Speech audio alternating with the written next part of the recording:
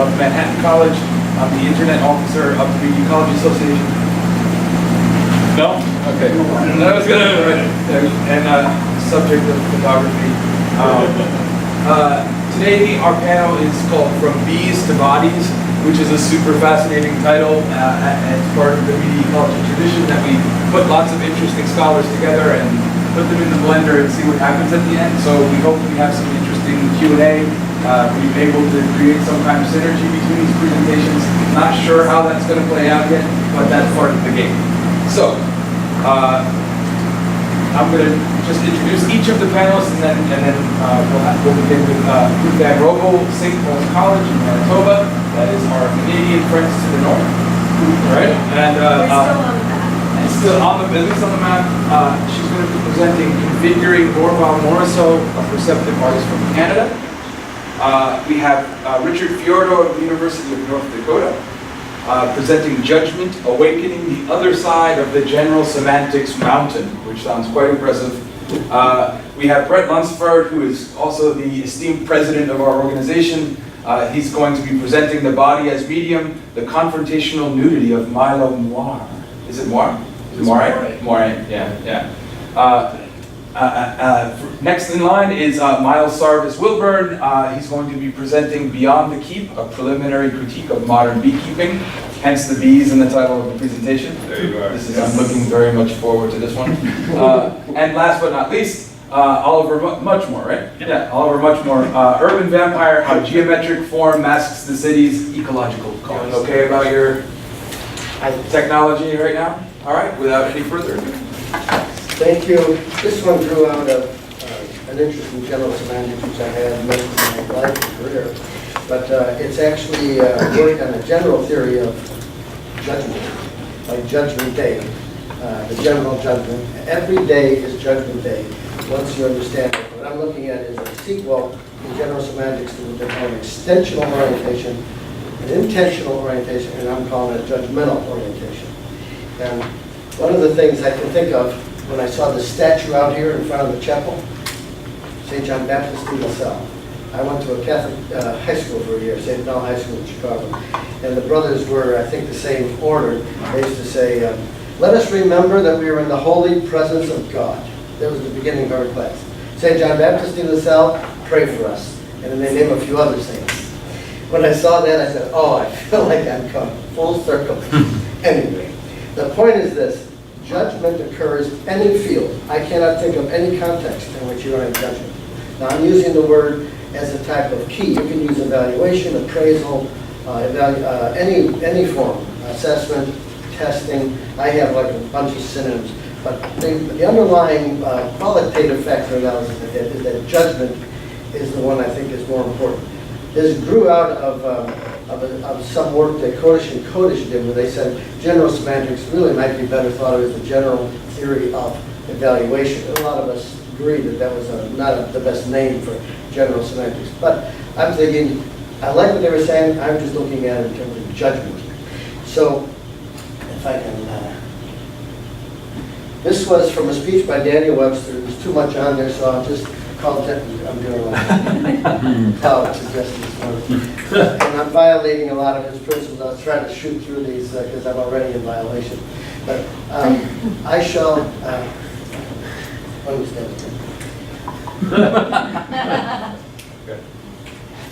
I shall be subject, this is a key phrase, he's saying there is no happiness, there is no liberty, there is no enjoyment of life.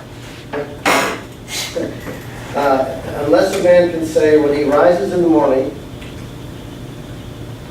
if you touch the screen, I shall be subject to the decision of no unjust judge today.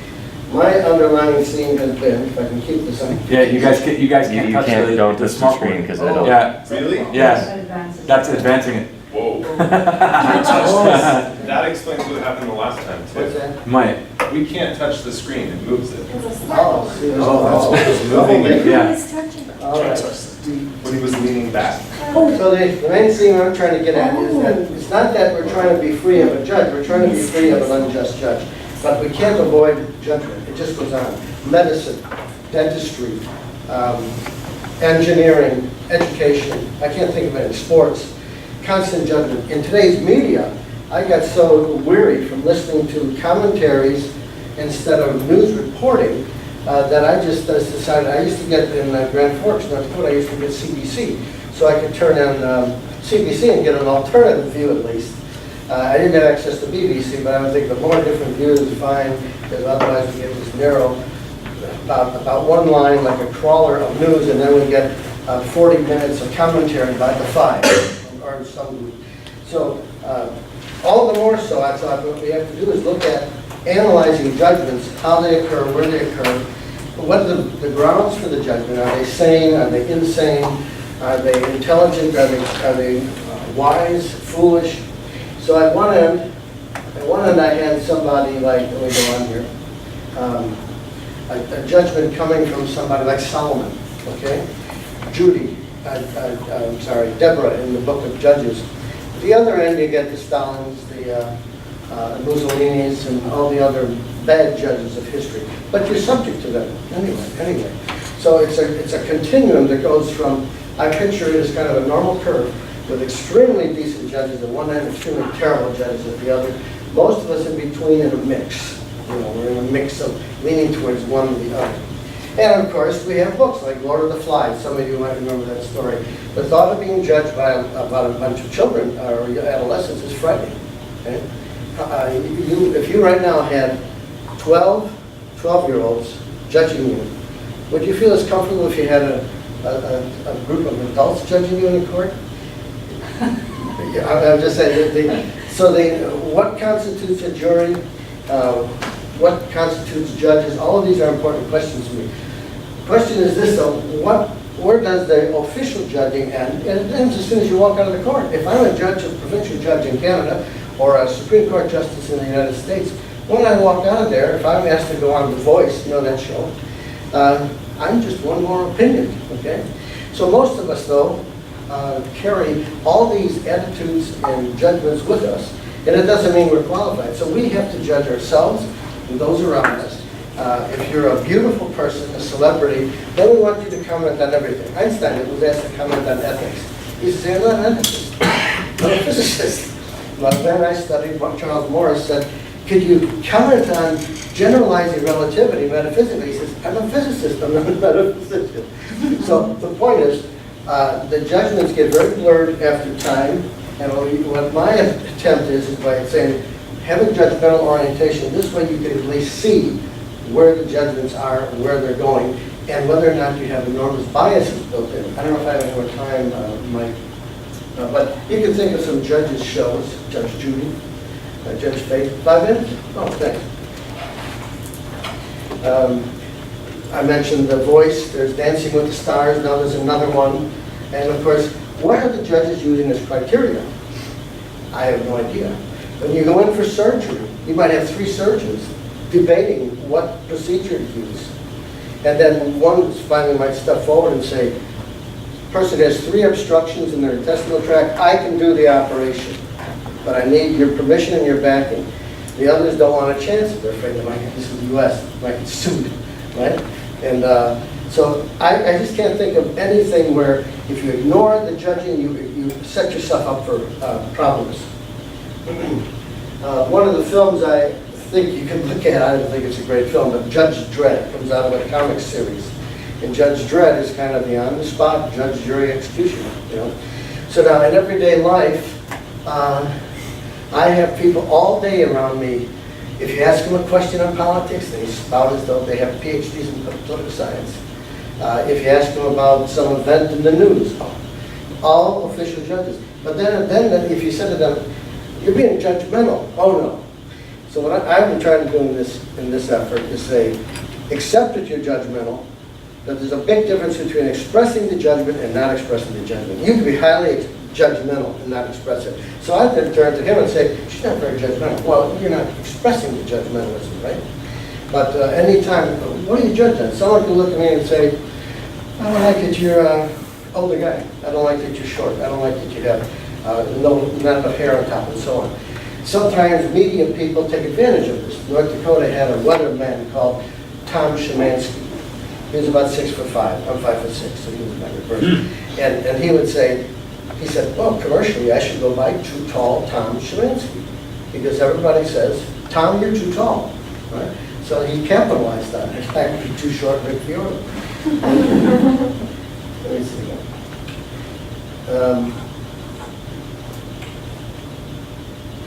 I'm going to show you a couple pictures or we'll run out of time.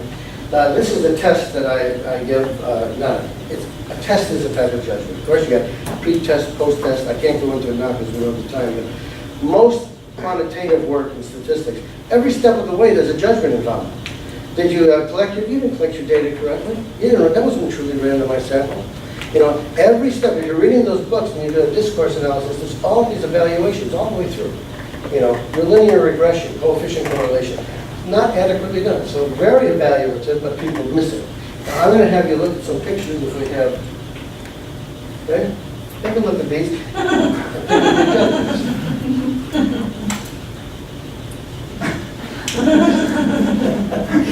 When I show this to friends, I have two friends who are ministers, and when I show it to them, the one never saw it. I said, what do you think? He said, oh, that's 2017, isn't it? That's just about. So you would have a judgment of that particular photo. It might be, Scott would have many more comments because he understands the visuals better. And this one here says, reincarnating, I'll be right back, so don't touch my stuff. All right. So Christians don't have the view of a Buddhist on that, but I'm going to give you one other here.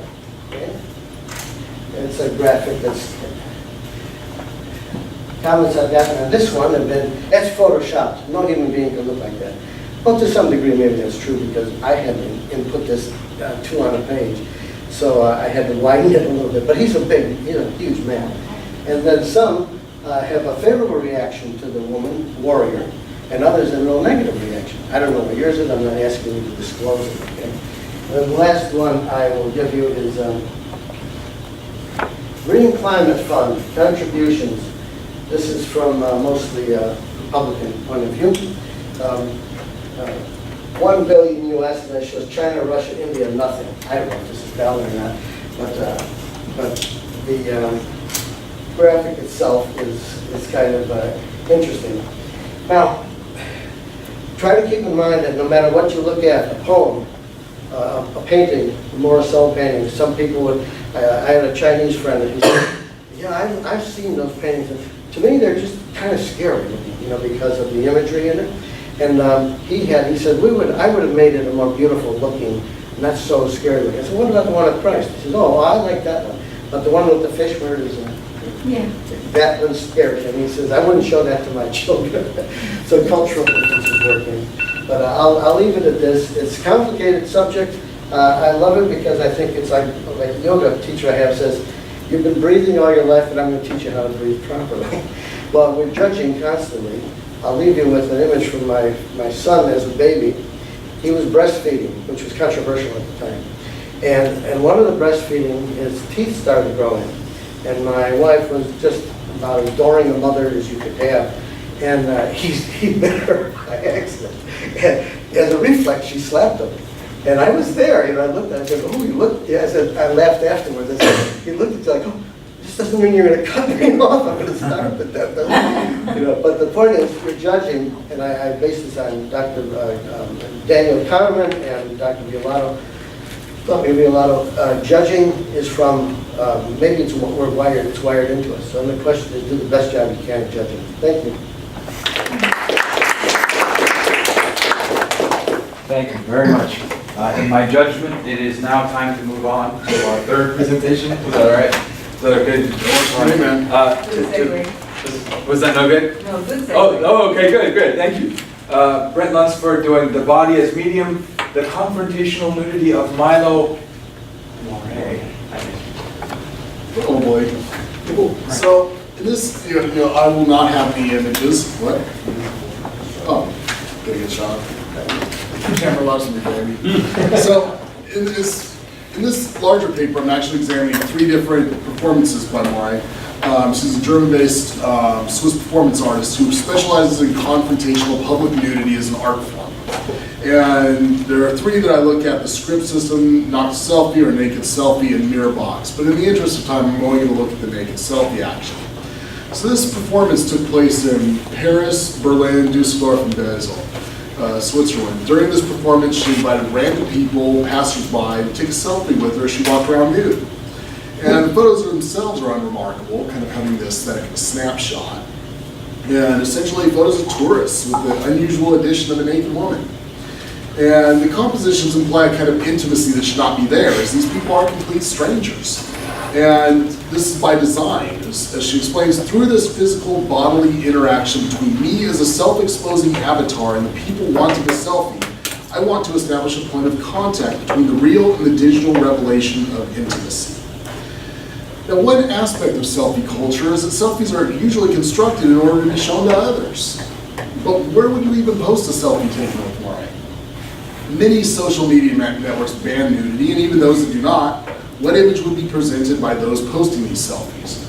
For most people, there's still a strong taboo against nudity, especially public nudity, and being seen with a nude person would be somewhat embarrassing to them. And in the age of viral media and social networks, it'll only be a matter of time before the photograph is discovered. Imagine having your future boss find that as they Google search you. So selfies are generally seen as a product of social media and ubiquitous cameras, making them substantially different from older film-based images. These images are no longer just moments put to film. These images live for an indeterminate time in the online world, constantly recirculating, even if they are forgotten. You can never quite be free of the selfie once it reaches digital media, because by its nature it's easy to transmit and almost impossible to reclaim once it's been released into the wild. So this can be problematic when the image ceases to portray an individual in a manner consistent with his or her current self-image. Kaufman, anyone? So in the online world, there's little difference between past and current images. All of them exist in this timeless now. Marshall McLuhan argues that ours is a brand new world of all-at-onceness. Time has ceased, space has vanished. We now live in a global village of simultaneous happening.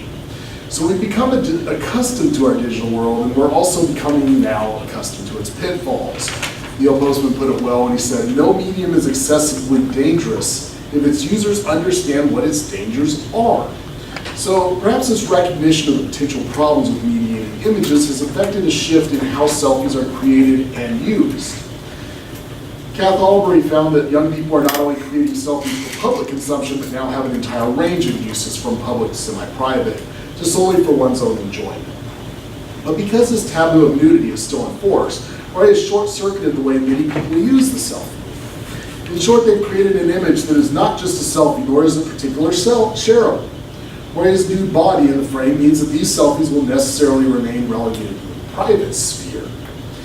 These selfies become private moments shared between virtual strangers. By choosing to take a selfie with Moray, one must accept that the image will remain essentially private, although that doesn't mean obscure necessarily.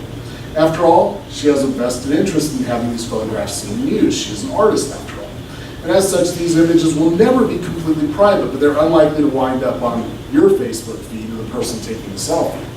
So only those individuals most open to public nudity would add to this image to their virtual album that makes up their public persona. Now, there's an interesting reversal here, and this speaks to the ethics of the action. Although Moray invites people to come and take a selfie with her, she's essentially using the passersby as props for her project, while portraying it as the other way around. On her website, she describes the action this way. "We all reveal ourselves constantly on Selfbook and Instagram, showing where we are, with whom, and what we're doing. In the naked selfies, we can observe how tempting and pleasurable it is to focus on and form our own identities. Countless volunteers took advantage of this opportunity to present themselves with the artist, but whose identities are truly being formed? One can make the case that there's a kind of loosening of the puritanical prohibition against public nudity taking place in those who choose to share a photograph with the artist, but more likely it's Moray whose identity is the focus. It seems much less likely that the audience members are truly undergoing some form of identity construction or presentation. Rather, Moray's presentation to the potential participants undermines this possibility. As I explained elsewhere, when an individual exhibits otherwise hidden flesh, he or she issues a demand that others look. Indeed, when confronted with a naked body, the natural instinct would be to look, partly out of a sense of shock, and it is quite uncommon to find a nude individual in public, so the sense of novelty functions as a way to draw in the viewer and capture attention. Likewise, in the photographs, Moray is the focal point. both physically occupying the center of the frame and emotionally with her nudity functioning as the punctum, as Barth's terminology would use, or detail that draws the viewer into the image. And although for Barth the detail is usually subtle, I suggest that Moray's nudity overshadows every other element of the photograph. The only way to overcome this in the image would be either to clothe her or have the other participants strip as well. Now that's not to say that nudity is a necessary factor in having the participants experience some kind of identity construction or change, only that no matter who is in the photograph, so long as she is the only nude subject, the image will always be her selfie, not yours. Moray's work seems calculated to shock through her nudity. For many, encountering a nude body by surprise can be embarrassing, and because of the public nature of Moray's performance, it is almost unavoidable that people will be caught unaware and see her exposed body whether they want to or not. As such, these performances are something akin to an artistic ambush, as she confronts onlookers with an image of her naked body. Isn't that a great band name? We're Artistic Ambush, we hear that Moraga likes to rock. According to McLuhan, art is anything you can get away with, but some of us question the artistic merit and originality of Moray's work. For example, the core idea behind the naked selfie performance had been done 25 years earlier by Annie Sprinkle. But still others level criticism that her work is closer to pornography than to art. And despite all these criticisms, and indeed I share some of them, there seems to be more at work than simple titillation and exhibitionism. There is power in disrobing, though. As I've argued elsewhere, raising the level of discomfort through nudity is a powerful way to make an argument, because there is no way to argue with nudity. The observer is psychologically knocked off balance and assumes a defensive stance from the beginning. What all of these actions, the three that I look at, share is the unexpected confrontation with the nude body and an attempt on Moray's part to infuse her nudity with meaning. Moray argues that I am a conceptual artist. I use my naked body as a tool to convey my messages. My nakedness always has different meaning. What meaning is communicated in these actions? And I argue that in the case of Knox Selfie, her body seems to have little meaning outside of novelty and spectacle. Oh, we're good. I got time. Because I'm on the last page. This is not to say the spectacle is meaningless, only that there is much more that she could have done with this action. For example, there's little commentary on the use of nudity in sexually charged selfies and the moral panic that often accompanies these images, especially in the case of adolescents. Secondly, as Ann Burtz points out, selfies can often be used to constrain gender roles in performance, especially for women. She says, by using the selfie as evidence of a number of negative female stereotypes, including narcissism and sexual impropriety, the close affinity that is discursively constructed between women and selfies means that criticism of the selfie acts as a thinly veiled means of undermining the subject. So I argue that rather than challenging these narratives, Moray's performance seems instead to reinforce them. Like most performances that involve the nude body, things are not completely clear-cut. Moray, this may be what empowerment feels like. However, she has the luxury of working within a framework that allows her to be naked in public with little concern or consequence. We allow artists to be crazy. We don't let, elementary school teachers do this. And in all these performances, there's a sense of the female to be looked at-ness described by Laura Mulvey. As such, these performances may do little to challenge prevailing attitudes concerning female sexuality and gender roles. The actions are provocative, but only in ways that fail to call into question issues of sexism and misogyny. In each of these actions, Moray becomes an object, and in Knox Selfie in particular, she becomes a prop for other people's photographs, a racy story that they can share with others. So in this action, Moray is objectified, and using objectification for liberation is likely to be a rather losing strategy. As Audre Lorde once remarked, the master's tools will never dismantle the master's house.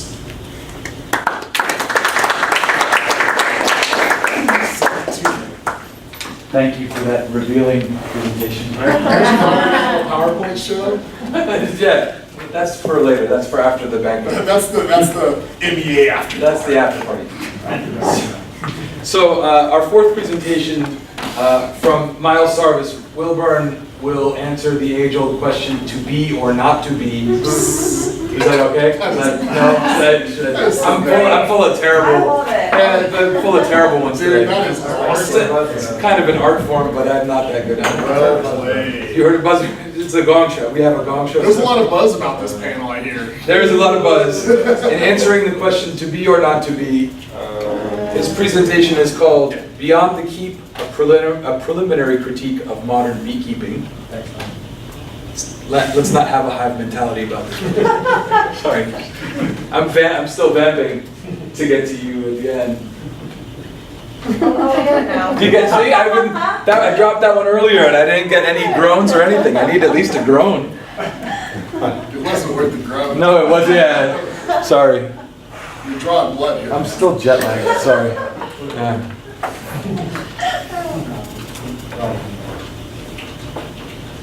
Sorry, folks. That's all right. I don't have an HDMI cable on my fancy new computer. Oh, Yeah, right? Not weird? that's weird. Fortunately, Google Docs rocks. So good. I do want to hit that button. This button. I hit that button. All right. Okay. But I didn't do anything. Like that. Just like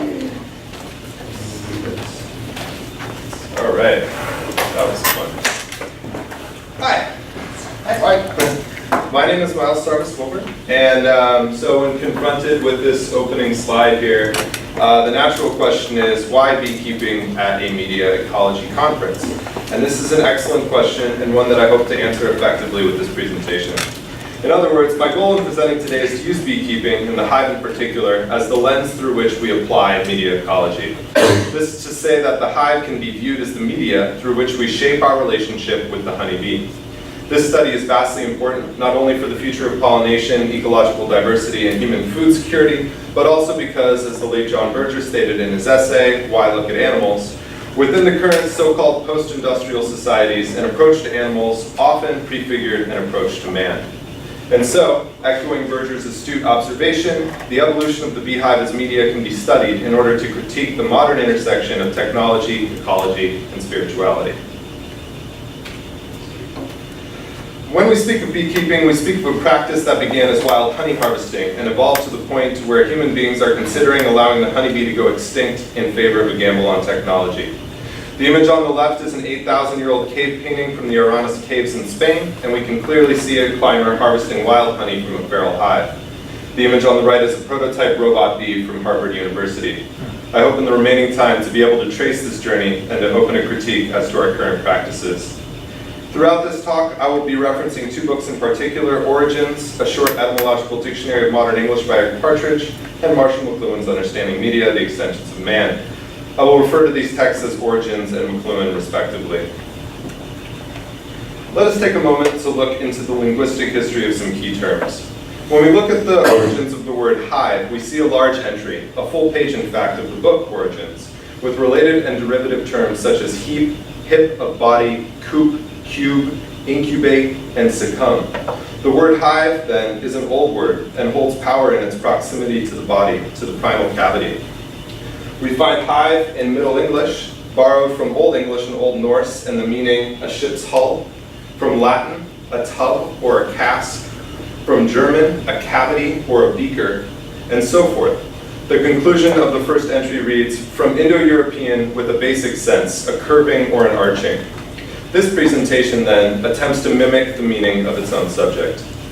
As we just saw, the word hive is a complex term, but always implies an empty space and in no real way ascribes meaning to that which is inside. The word bee, on the other hand, is a very short entry with little information. All we are told is that it is derivative of the humming of bees and can possibly be traced to the primitive Celtic little. When we put these two terms together, hive and bee, in practice, we reach the term keep. Origins holds that to keep derives from Old English, to observe or notice, to desire, to seek, from the Middle High German, to gaze or stare. Old English is the earliest historical English language, dating from approximately 450 to 1150. It is unsurprising, then, that we see the emergence of the castle keep around the end of this period, with the design spreading to England as a result of the Norman invasion in 1066. The significance of this development is not unnoticed. The castle keep's primary function is protection, that is to say, to keep unwanted things out, or to maintain a type of homeostasis within the walls, but also serves the purpose of surveillance, allowing soldiers to observe both the interior and exterior of the territory with little impediment. Keeping, then, implies a sense of maintenance, be it visual or physical. This maintenance does not necessitate ownership, however, as it is mediated by perception rather than possession. After all, one can keep watch quite well without knowing what one is watching for. Jumping forward from the 11th century to the 17th, we find beekeeping in the media of the hive taking a fundamental change in the mid-1600s.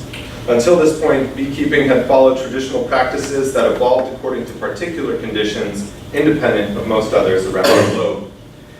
The radical change that took place in the 17th century has been termed, for better or worse, rational beekeeping.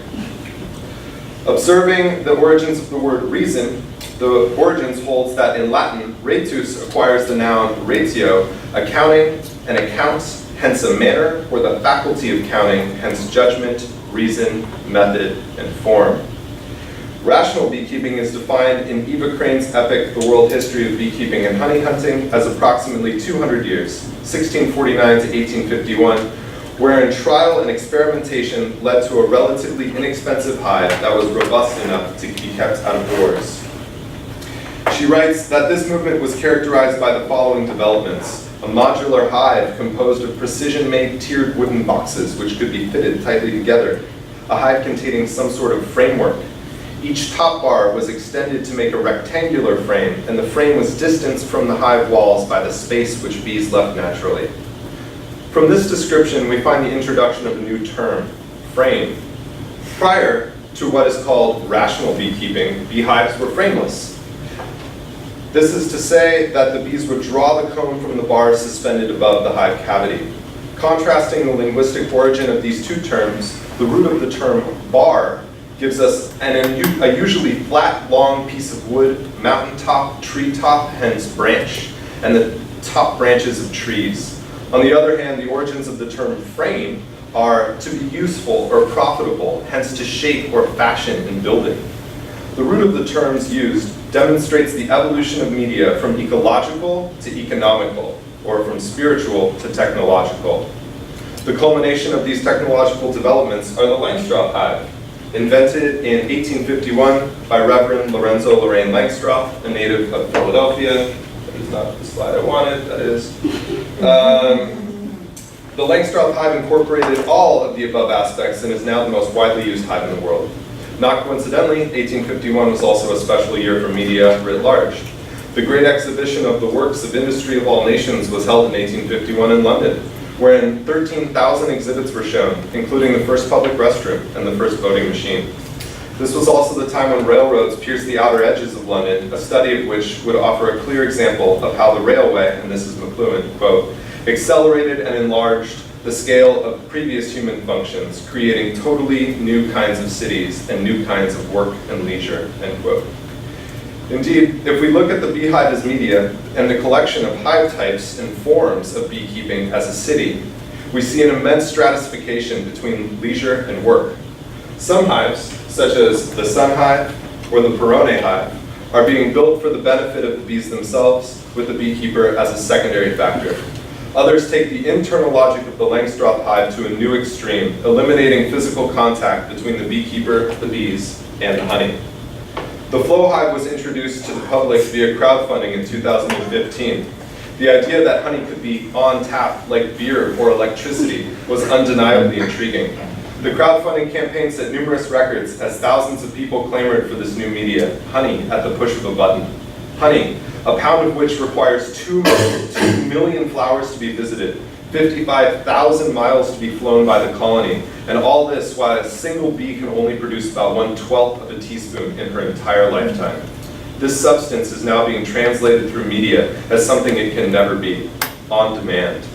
McLuhan writes about, quote, the numbing or narcotic effect of new technology that lulls attention while the new form slams the gates of judgment and perception, end quote. In this case, we expect a complex ecological and spiritual process to be technologically reduced to the push of a button, while, and this is McLuhan again, it is the entire system that is changed. Our conclusion curves and arcs out from this historical path to the hive as the entire system as beekeeping as a species. Most have heard of colony collapse disorder, a general term used to describe a phenomenon in which a large portion, if not all, of the worker bees in a colony abandon the hive while it still contains brood and honey stores. This happening is not new, having occurred throughout history under different names, but it gained widespread attention, as well as its current name, in 2006, when many apiaries across the globe reported honeybee losses of over 50%. Multiple theories have come forth as to the cause or causes of CCD, including pesticides, most recently a focus on the neonicotinoids, the varroa mite, fungi, certain beekeeping practices, and a weakened genetic stock. Given the inherent complexity of the issue, it is unlikely that a silver bullet will be discovered anytime soon. Solutions are turning towards technologically replacing the honeybee entirely. This particular approach to the crisis can be likened to, as McLuhan states, quote, the physical stress of superstimulation, whereby we engage in a strategy of amputation or isolation of the offending organ, sense, or function, end quote. In this analogy, the offending organ is the honeybee, who refuses to cooperate with our economic needs. Thus, McLuhan continues, the stimulus to new invention is the stress of acceleration, of pace, and increase of load, end quote. Indeed, rather than operating under traditional beekeeping practices whereby colony loss would be tragic but localized, the current beekeeping system is pronouncedly global. Crises shock through supply chains, and this accelerated scale of damage, increased load, as in McLuhan terms, demands a new extension of media. The robot bee offers us a unique context through which to assess the impact of technological media vis-a-vis what one might call spirituality or naturalism. In this unique case, we are witnessing the following. A crisis has struck a species and threatens its existence, the response to which is to allow the species to die, and in turn bet that we can replace its function in ecosystems with a technological solution that we admit can never be as efficient as that which it must replace. This seemingly failed logic betrays the McLuhan claim regarding automation. Quote, since electricity, inventories are made up not so much of goods in storage as of materials in continuous process of transformation at spatially removed sites, end quote. The automation of pollination is perhaps the clearest expression of this evolution. We are already trucking bees across the country, thereby echoing McLuhan's process of transformation. All that is left is the technological automation of this unique process. Almost done. Yet this paradigm requires dangerously unexplored premises, which themselves necessitate simple but imperative questions. Will there ever be an adequate renewable source of energy to power this technology? Will we find adequate replacements to finite resources such as metal needed for this production? And are we even capable of extending media beyond ourselves to the degree of replacing an entire species? I hope that I have argued well enough for the idea that we cannot keep bees in the rational way that we keep time. If this is so, we must ask ourselves whether we can advocate a keeping in the ancient sense, a watching over perhaps. And finally, we must ask, on a broader scale, if by reaching out beyond human media and automating or electrifying other natural processes, are we not losing the very context of our own humanity? Thank you.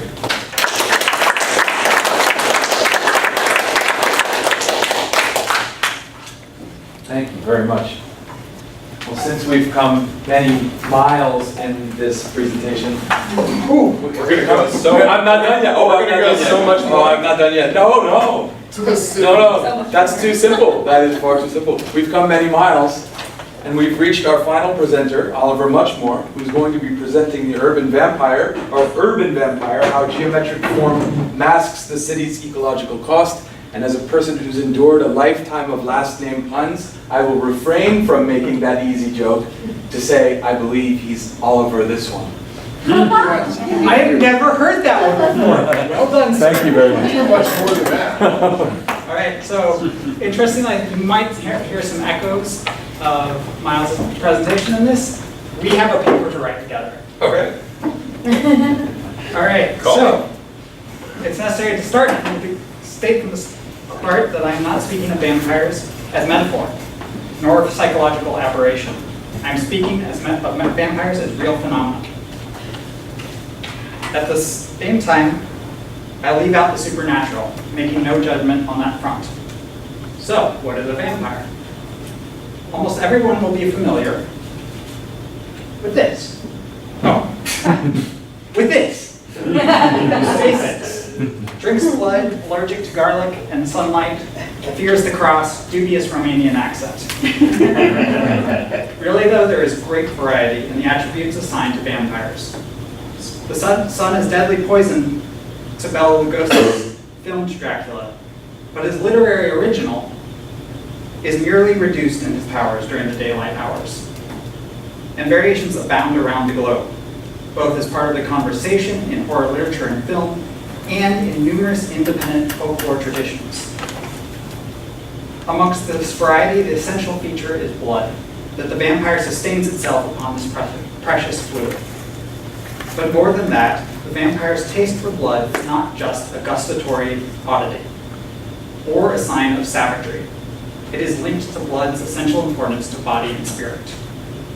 Reading from Leviticus chapter 17, the Jerusalem Bible.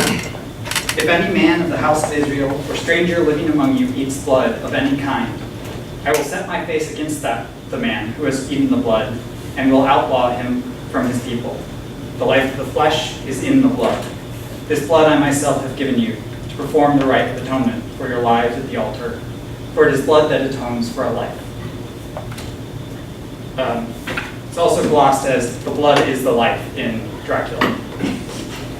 Where other creatures eat other living things, the remains of living things, or make their own food, vampires consume life itself. In so doing, it violates the order of things, whether that be the theological order of God's law or the ecological order of life's cycles of ebb and flow, growth and decay, take and return.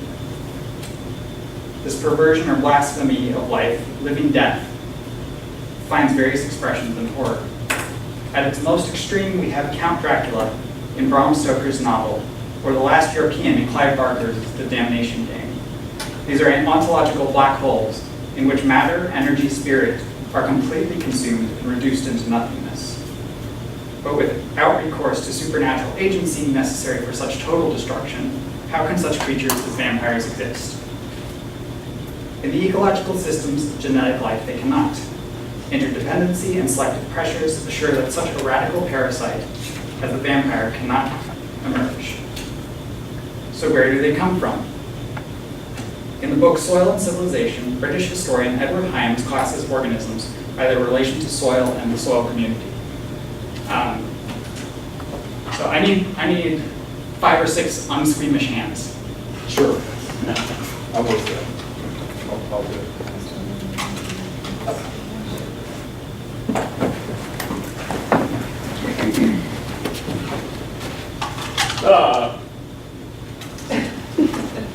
All right. All right, I want you to take a quick look at that and just off the top of your head, tell me how many lives are in that soil. I don't think you get the answer actually, Miles. There are probably a lot. But millions. I mean, thinking about pass on. bacteria, there's probably like trillions. Yeah. All right, so among the 1, 2, 3, 4, 5, yes, 5, 6 of you, you hold as many lives in your hands as there are people on this earth. I don't get to keep that. Careful, So there's genocide. the soil community is a vast and rich collection of things that live in the soil and on the soil. And mainly by the action of plants, but then by the process of decay, by the process of decay and the cycles of life, over time they build the fertility of the soil. It's not just decay, it's not just entropy, it is a process of building. So what you have all right, ooh. Was that my 5, I've gone 5 minutes? Thank you. So we have members of the soil community, those creatures that contribute to that growth. We have parasites, those that live off that growth, but do not sufficiently contribute to actually add to that growth. They generally stall that growth. Not necessarily harming it, but you have soil diseases which do cause harm and can ultimately kill a soil, reducing it back to dust. A vampire cannot arise out of basic biological life. That it as an organism will destroy itself. But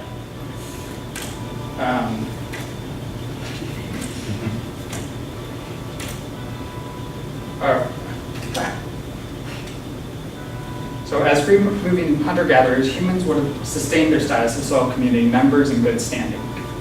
With the advent of agricultural techniques, pastoral herding on certain soils, cultivation on others, humans became soil parasites. As these forms of soil exploitation and their techniques grew and elaborated, and as societies expanded to soils unfit for their forms of agriculture, humans entered the role of soil disease. So humans began to exhaust the land upon which they lived, depleting it of fertility. But the effects of humans on soils have often gone beyond that possible for any genetically based biological disease. Thank you. Rather, human soil annihilation is a consequence of the medically based technological world that has emerged from our abnormally developed brains, our sociality, and our capacity for artifice. This medically based world has opened up a new vast range of knowledge and technique, as well as phenomena and systems with their own unique behaviors. Among those, vampires. Out of this has developed two new possible relationships to the soil community, the soil builders and the soil vampires. So those soil builders being those that take an active and engaged role in making sure the soil's growth builds. Soil vampires, those that ultimately, to an excess even beyond disease, destroy soil and ultimately bring death on a vast scale. By feeding directly on the stuff of life, the vampire threatens our fundamental integrity and our survival. We are all completely dependent on the fertility of soil, and it's something that is being sucked away at vast rates. Vampires are an unreconcilable enemy. And for the sake of its own survival, the vampire must mask its true nature from us, like a butterfly creating the illusion of being something entirely different. And so the ur-vampire is the city, and its fundamental illusion is geometric form. The city of vampiric nature is evident in history. Oh, is it? As again and again, cities and whole civilizations have laid waste fertile lands, transforming them into desert. Advanced soil exploitation techniques, booming populations, and the continual emergence of new ways to consume increase the drain of soil fertility, while this ensures that what is taken is not returned. The waste streams are varied, but virtually none complete the cycle that is indispensable to the life of the soil. That goes out to sea, goes into storage facilities, various different things. In fact, some waste even collects in such concentrations and quantity that it becomes a toxic waste threat. And this is particularly the case in animal waste lagoons at dairy feedlots or factory meat farms. Now, like so many other animals, we create dwellings, spaces that provide us safety and comfort, little worlds within the world, molded to the particularities. So what the city does. The city does this. Now this is a relatively good thing, actually. This is near my home. This is a low-income unit building complex, which we are in desperate need of in Portland. The housing market is atrocious, and it's pushing out all sorts of people who have lived there forever. But you can see that this was a grassy field. It's now dead dirt and concrete, and going to be steel and glass. The city does this. You can see the trees moving away. The city does this, making things smoother, flatter. Sacrificing land to play.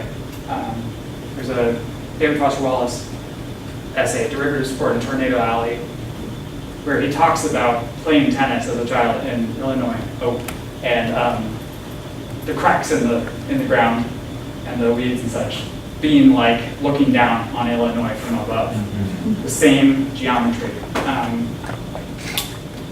And the city does this, and finally the city does this.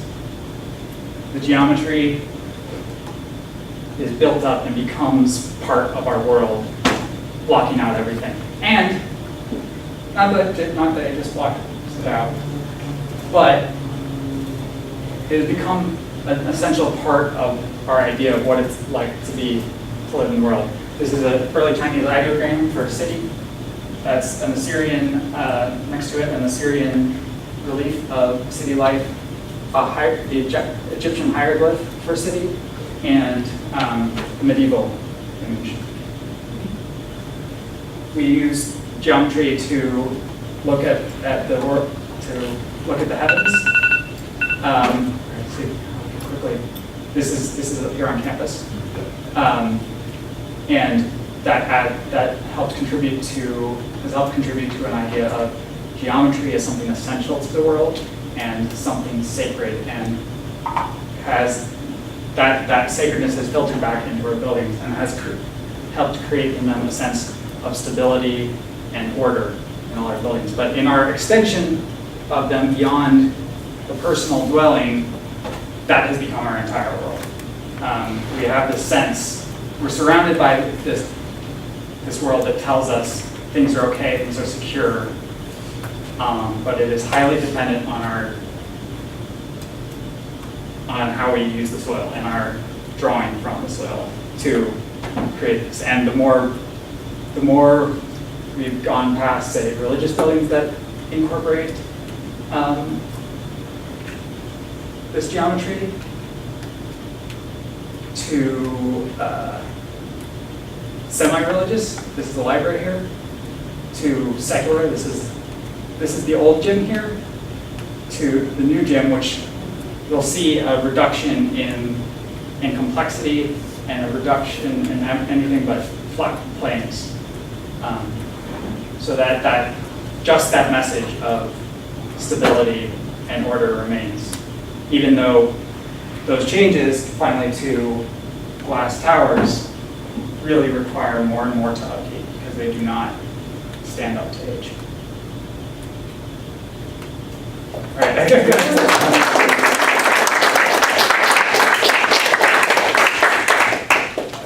you very much to all of our presenters. Very interesting work. I still am at sort of a loss as to how to create synergy between all of them. I'm sure there's a way. I'm sure maybe you have a way. We have 7 or 8 minutes maybe for some questions, so I'm happy to entertain them. If you would give your name and your name, rank, and serial number, we'll process it. I have a question. I can't remember your name. Richard. Richard. I liked your presentation about judgment, and I kept coming back to something that I keep coming back to just generally as I listen to news and pay attention to the world, which is it judgment that we need to pay attention to, or is it critical theory, critical thinking? They're to me Kind of one and the same. different words for similar items. Yeah. And all this, I was raised by Marie Hawkins Nichols, who was a rhetorical critic, and she talked about criticism all the time. Yeah. And I did my dissertation on constructing a theory of criticism from Charles Morris. What I've evolved towards is the idea that dealing for years teaching interpersonal communication, small group organization, the human element got me very involved. So I started thinking, I'm judged. I judge, and I am judged, and I'm judged by my superiors, my so-called equals, my inferiors, and that's what pulled me into it. But critical, anything critical would be, in effect, something you could translate to the word judge, or some derivative of the word judge. And I focused on it. I got this cleared by, how do you say his last name? Supo? Paul Supo? Yeah. Paul said that. Homo judicium is close enough in Latin. Yeah. So, in the Orthodox Christian Church, we say on Judgment Day the revelation of the truth in the life of Christ, the ultimate judge, that actually we will see ourselves in the way we really are, and we are the ones who judge ourselves. Have you any thoughts about that?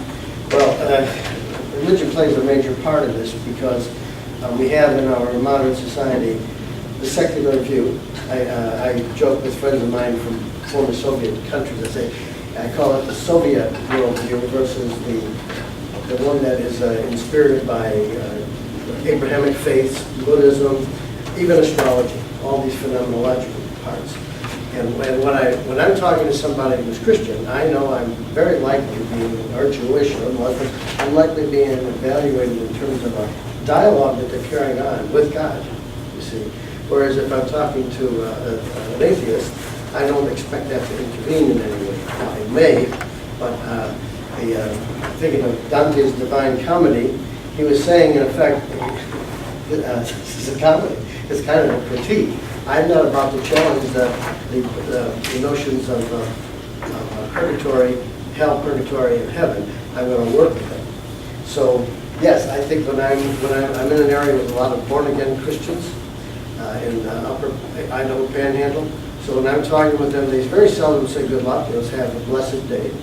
And they give me a signal that they will say a prayer on my behalf. And to an atheist, which is the other secular part of our society, they're not doing this during the day.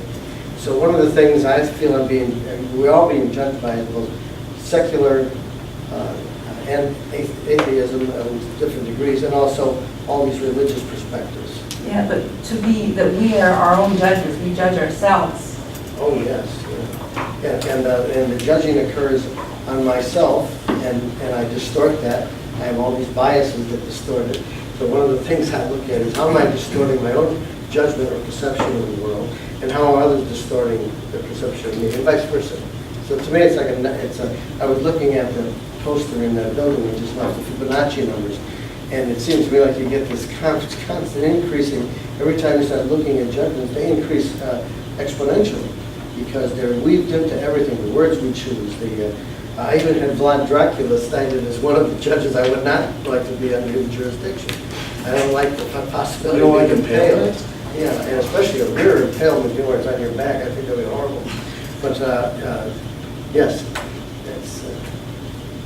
Yes, please. Miles, thanks for your thoughtful discussion of the bee situation. I thought I've sort of been, interested in this for a long time now, and I really, your perspective is slightly different and really interesting and important, I think. I don't know, my question is obvious, but do you have any ideas? Like what do you, are we losing the very context of our humanity? That is similar worry, but in terms of the bees, I think that the question that I ended with is it's probably too big of a question to tackle by any one person. Sure. But I think that in terms of our beekeeping practices, there's a large variety of ways to keep bees, ranging from commercial beekeeping and commercial pollination services to the flow hive that I showed, to very, very like biodynamic Rudolf Steiner type stuff. So the methods are there. It's a matter of what do people want out of this practice? Do they want honey, which is a product, a commercial product, a commodity, or do they want to sustain an ecosystem? I think of beekeeping sometimes. Bees are one half of there's the bees and then there's the flowers, right? So the bees pollinate the flowers, they get the nectar, which they feed themselves. So they're two sides of the same coin. And to back up Oliver here, and then the flower, a healthy flower needs healthy topsoil, which needs a healthy watershed, which needs health. So, when you start to think ecologically about something small like honeybees in a beehive, and you think about it critically, you start to think differently about watershed management and things. So I don't think it's just I hope that it's not just about beekeeping. Beekeeping is just one locus through which we can critique and assess our behavior as a people or a species. So yeah, I can entertain one last question. If we can keep it brief, it would be great. Thanks. Sure. So I was thinking of the last two presentations, and I don't know, are you familiar with Pablo Soleri's Arcosante? There's an actual city in Arizona, and he kind of does for humans what beekeepers do for bees. So, and you see them in video games. You see Arcos all the time, right? And it's what he's trying to do, and there's lots of critiques about it, including sort of the egomaniacalness of thinking you can architecturally design spaces for a whole city. But what he's trying to do is reduce the human footprint by reducing the space that's occupied by cities and thinking about supporting ecosystems in these constructed spaces. And so my question at the end of the day is, how much do you think that the sort of synergies between the two papers that you gave have something to do with the ways that we think about work, whether it's our own work and how we organize it through urbanization, or the work of the bees and how we exploit it, right? It's like reproductive labor is essentially what you're arguing for, both of you, right? And yet you're sort of capturing and turning it into 30 seconds each. We're over time already. Sylvia Plath wrote in a poem, Winter, and she wrote a couple bee poems. She wrote that, and that this is not a direct quote, that that I don't keep the bees keep me. And I think that when Oliver said that that the city is the vampire and that the illusion is the geometry, I think that understanding that the city doesn't keep us, or the structure doesn't keep us, the question is what does? And I think when we have a good answer to that, we won't be having this discussion. So my interest, one of my two main interests are soil ecology and horror. A lot of other interests too, but